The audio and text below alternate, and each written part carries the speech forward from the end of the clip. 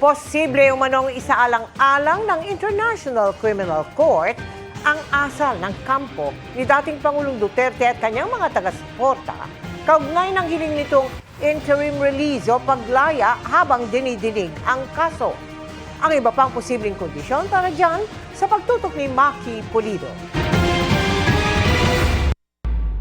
Umaasa ang kampo ni dating Pangulo Rodrigo Duterte papayagan siya ng International Criminal Court na pansamantalang makalaya sa pamamagitan ng mekanismo na interim release. When I make an application for interim release, you'll know about it because it'll be published on the court website. Right. But it's a sure thing, essentially. Ang pasya ng korte nakadepende sa mga kondisyong nakasaad sa Article 58 ng Rome Statute. Sisipot ba ang suspect sa mga pagdinig ng korte?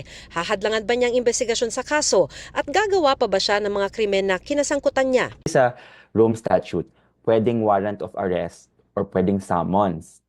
Now, obviously, hindi inisyo yung summons kasi nakita ng korte na hindi siya kusang pupunta kung summons lang. So, warrant of arrest.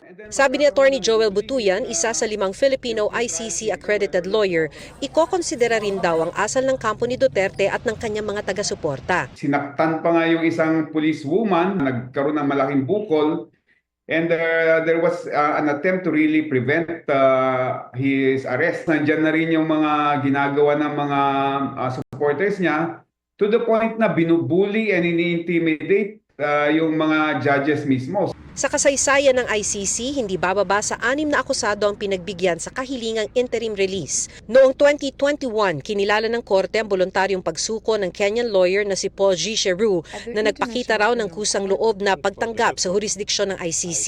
Mababa rin daw ang parusa sa kaso niyang panunuhol sa mga testigo.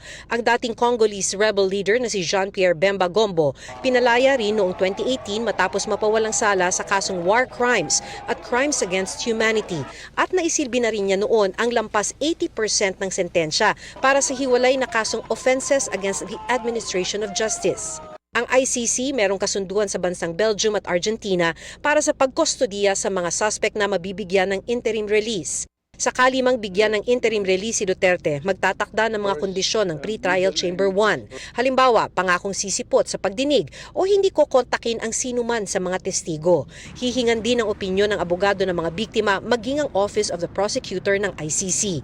Giit ng mga abogado ng mga biktima, tututulan nila ito. There are still serious security concerns for the victims, for the potential witnesses. In fact, we have seen that online and in person.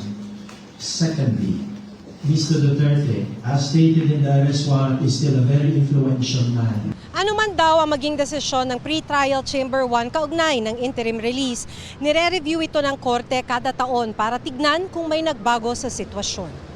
At kahit napalaya na, maaaring muling mag-issue ng arrest warrant ang Pre-Trial Chamber.